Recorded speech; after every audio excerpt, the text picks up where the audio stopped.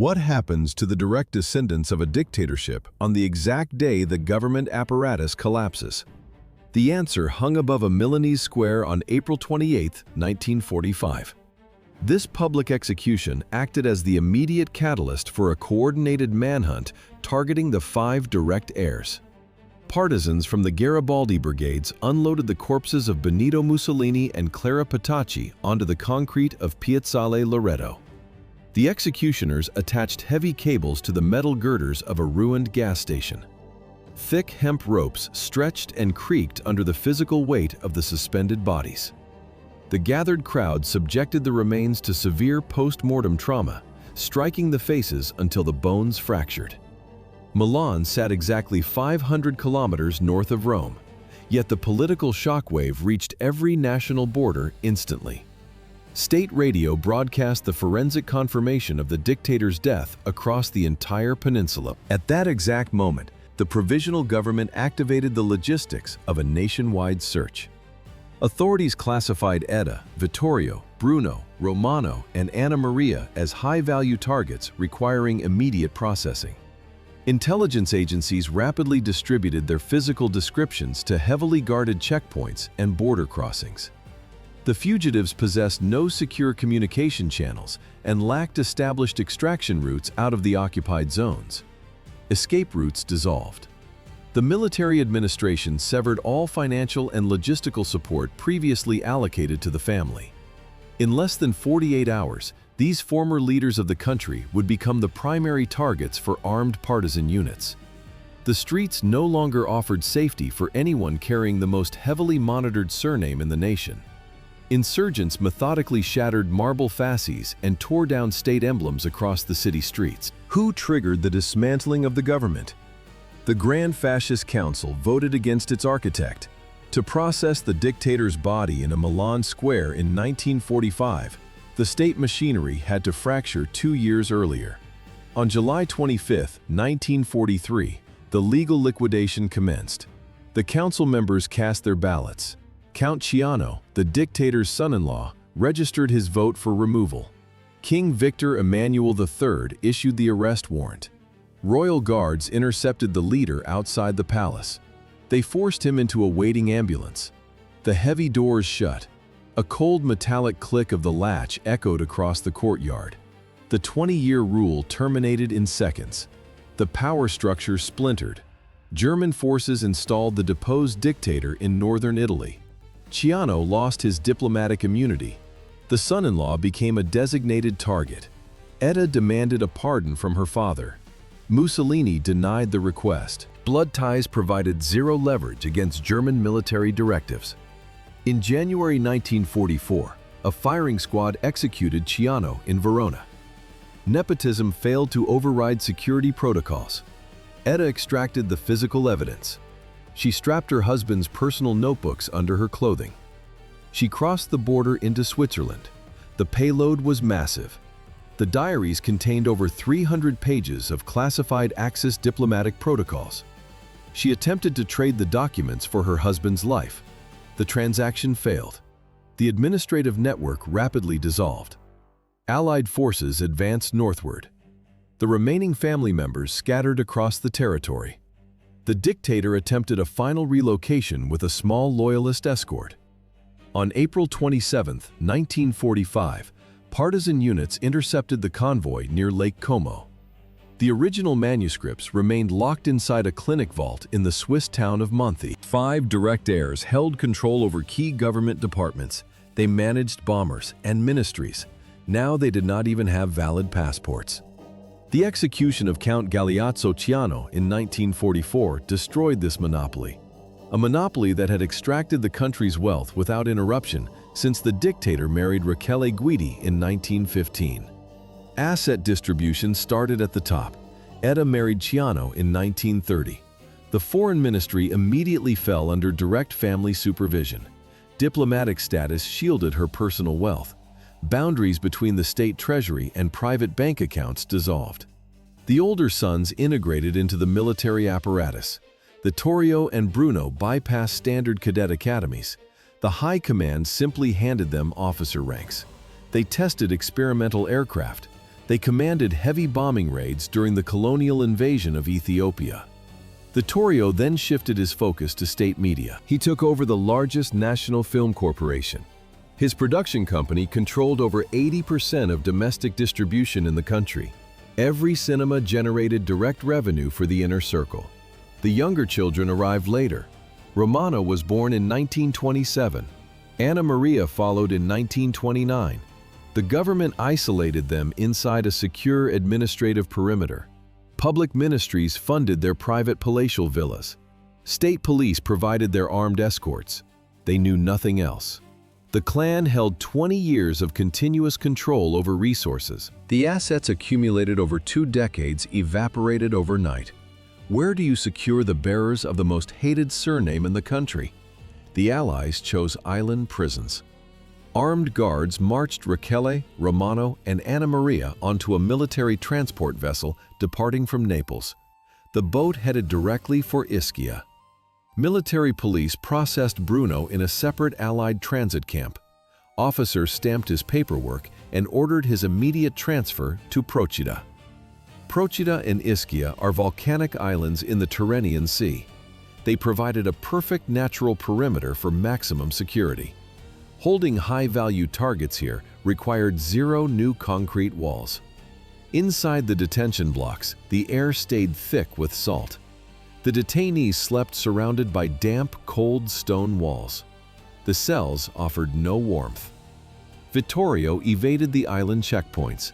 He crossed the northern border into Switzerland, secured forged travel documents, and boarded a ship bound for Argentina. Back in Rome, a legal vacuum paralyzed the courts. The provisional government executed former ministers and jailed loyalists. The state lacked clear charges for the surviving descendants. The detention period stretched across 2 years. Swiss authorities confined Etta in an internment camp. In 1947, officials finalized the paperwork and authorized her release. The Italian government gradually opened the island isolation gates for the remaining relatives. 0 death sentences for the 5 direct descendants after the tribunals concluded. Etta remained alone. Physical survival after the dictator's execution triggered immediate legal defense mechanisms. The eldest daughter entered this centrifuge first. How does a tribunal classify the status of a dictator's daughter whose husband faced her own father's firing squad? The paradox paralyzed the prosecution. 1947. The Rome courtroom remained silent. The judge read the document aloud. A dry knock of the wooden gavel finalized the verdict. Etta Mussolini showed no emotion. Guards escorted her toward the transport vehicles. The mandate dictated 2 years of exile on the island of Lipari. The geography offered a cynical legal symmetry. Years earlier, her father utilized this exact volcanic rock to isolate his political dissidents. Now, the post-war judiciary applied the same containment tool against his bloodline. The trial revealed a profound contradiction. Etta possessed Galeazzo Ciano's handwritten diaries. These notebooks constituted her primary physical asset and ultimate bargaining chip. She smuggled them across the Swiss border during her desperate flight. Her husband had voted to depose the dictator. The state answered with an execution. This death fractured her ideological profile. She stood before the court simultaneously as fascist royalty and a victim of state terror. The exile ended. She returned to Rome. The widow never remarried. She died in 1995 at 84 years old. But her public life concluded 2 decades prior. In 1975, she released her memoirs under the title My Truth. Immediately following the publication, Etta locked her doors and retreated into permanent Roman seclusion. A pianist struck the keys inside a New York jazz club. While his sister Etta navigated the Roman tribunals, Romano secured a different type of isolation on the island of Ischia. Fascist censorship officially banned jazz in 1935 as a degenerate frequency. Citizens went to prison for these records. Yet this exact instrument became the primary protective screen for the regime architect's son. The state ideology condemned American jazz. Now the fingers of the dictator's son pressed the keys. The Allies initially held him in an internment camp. The island provided temporary physical safety. Upon release, Romano required sociological masking. Music was not art here, it provided technical camouflage. He dropped the political inheritance. He became a professional jazz pianist. The identity shift was total. He toured European venues. He crossed the Atlantic to perform in Chicago.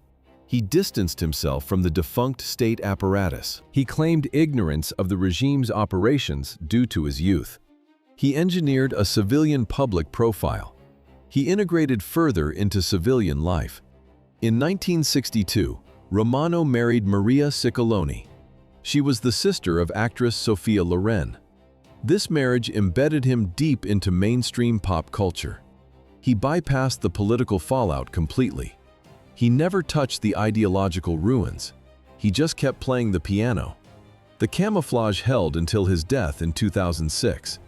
His age at the time of physical death was 78. Where do political assets migrate after the execution of state leadership? They relocate. Romano concealed himself behind American sheet music. Vittorio exported a pure ideological concentrate to Argentina. Juan Perón governed the country. His state served as the primary demographic reservoir for fleeing European radicals. He monetized his infamous surname. In 1946, he published Air War in Ethiopia. The text glorified colonial bombings. He approached European publishers with memoirs. Negotiations stalled immediately. Vittorio pushed paper contracts across the table. He issued a strict ultimatum. Buyers had to print a specific praise. They had to call his father the greatest statesman. Publishers declined. The dry rustle of rejected contracts filled the rooms. Deals collapsed. The political identity remained active. Vittorio returned to Italy during the 1960s. The social movement MSI absorbed him. Veterans of the regime established this party in December 1946. He gave aggressive interviews. He justified the Berlin Pact. He labeled it a strategic necessity. He ignored the racial laws. He died in 1997. He was 81. His son Guido took the ideological baton and served in the European Parliament from 1989 to 2014. While his older brother spent decades defending the state ideology across continents, Bruno physically did not live to see its complete dismantling. The timeline for the middle son abruptly ended in 1941. He operated primarily within the technical sphere of military aviation, setting multiple flight records before the conflict fully escalated. The pressurized cockpit provided a strictly controlled environment, isolating him from the political decisions made in Rome. During that summer, he commanded a specialized crew evaluating the new Piaggio P-108 heavy bomber prototype. Strict testing protocols required pushing the unproven four-engine aircraft far beyond its standard flight safety limits. A catastrophic loss of engine power drove the massive fuselage directly into the earth near the San Giusto airfield. First responders arriving at the impact zone immediately encountered the heavy smell of aviation fuel and burnt metal. Emergency teams extracted the remains from the deformed aluminum wreckage before any civilian press could reach the perimeter. The fatal crash effectively removed him from the post-war trials before the global conflict turned against his country.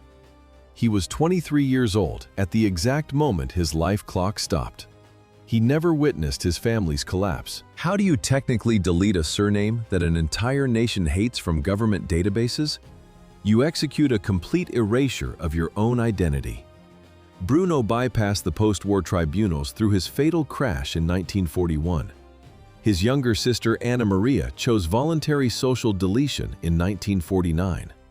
The procedure required strict legal separation. She signed a marriage certificate. She surrendered her original identity papers. A civil clerk stamped the new forms. She walked out of the registry office as Anna Maria Nani. She took a job as an ordinary hospital nurse. She pulled the stiff white fabric of the medical uniform over her shoulders. The rigid cotton completely concealed her origins. Physical labor cemented the disguise. She washed hospital bedpans. The woman carrying the most famous DNA in the country emptied medical waste with her bare hands. She still carried the physical toll of a 1936 polio infection, yet she scrubbed the clinic floors daily. No public statements, no photographs. She turned her existence into a statistical error. Decades passed in silence. Then she published a book titled My Father Il Duce in 2004. The release marked the very first public use of her actual surname in 55 years. Critics opened the pages expecting a political defense. They found only mundane memories of family dinners at Villa Torlonia. She sought no rehabilitation for the past. She died at the age of 84. The family bloodline survived in quiet isolation until 2014. Why did the Italian branch of the dictator escape physical liquidation? The answer lies in the precise mechanics of post-war tribunals. Direct heirs initially changed their names to disappear into the background, but their decisions collided with a completely different judicial reality of the era. Allied courts processed the surviving families of ousted leaders through strict legal protocols, establishing precedents for future international trials. In Germany, thorough denazification tribunals actively purged the entire old elite. Hitler left no official children to stand trial. In the Soviet Union, political terror spared no one from its reach. Stalin's eldest son Yakov died in the Sachsenhausen concentration camp in 1943. Descendants of supreme rulers usually faced inevitable death, or they endured severe permanent imprisonment in isolated camps. That was the rule. Italy forged another path. Mussolini's children fully integrated into the fabric of post-war Italian society. The local approach to the fascist past radically bypassed the harsh denazification seen in Germany, leaving old social structures largely untouched. Judges systematically refused to prosecute the immediate bloodline for the executive orders of the dictator. The surviving relatives kept their physical freedom while holding on to their extensive connections. Italian authorities returned their right to participate in public life. A dictator's descendant received 23,000 votes in regional elections. Italian legislation had fully cleared the family's civil status. The historic surname became a legal political asset. Caio Giulio Cesare Mussolini utilized it. He is the grandson of Vittorio Mussolini. He arrived at the polling station. He took a pen. He signed the registry. Thick paper election ballots rustled in his hands. The boldly printed surname Mussolini dropped into the urn. He explicitly aligned with far-right movements. Alessandra Mussolini executed a similar strategy. The daughter of Romano Mussolini leveraged the exact same political base. She founded the Alternativa Sociale party. She sat in the European Parliament until 2019. She legally collected tens of thousands of votes. She campaigned strictly on right-wing slogans. The dictator's surname was not a legal stigma. It became a direct tool for voter mobilization. It guaranteed immediate media coverage and secured loyal constituencies. The grandchildren processed the heritage differently. Some extracted maximum political capital. Others chose deliberate obscurity. They lived quietly. They avoided cameras. Less public family members officially changed their passports. How do investigators record the traces of an incomplete trial over a fallen regime? They extract the printed cash receipts from the tourist shops of Prodapio. The recent political campaigns of the dictator's grandchildren in Rome rely heavily on this tangible commercial demand across the northern regions. Black and white plaster busts and commemorative calendars lie openly on checkout counters next to the cash registers. The hum of voices from thousands of tourists fills the souvenir shops as buyers purchase these items every afternoon. Local retailers commercialize these fascist symbols. This open trade proves that the state never finalized its legal reckoning after World War II. The former dictatorship did not evaporate into the archival storage rooms. It successfully assimilated into the daily routines, retail commerce, and physical geography of the modern country. Municipalities across the nation still maintain streets named after Vittorio Emanuele III. This monarch handed the government over to the dictator in 1922. Yet his name continues to mark public intersections. Citizens normalize this past through daily exposure and casual retail consumption. Vendors in Prodapio, a town of just over 6,000 residents, actively capitalize on this dark heritage. Souvenirs featuring Mussolini generate consistent revenue streams for local businesses, regardless of the changing national politics. Visitors arrive in steady numbers every season to view the stone crypt holding the remains. The legal investigation stalled. The mausoleum in Prodapio remains open.